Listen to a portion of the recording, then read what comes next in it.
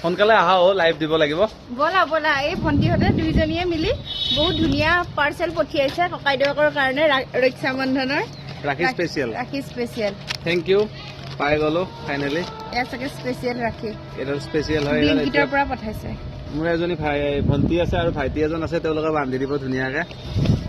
আৰু এয়া মিঠাই পঠাইছে এয়া ধুনীয়াকে কি পঠাইছে চন পাপৰি থেংক ইউ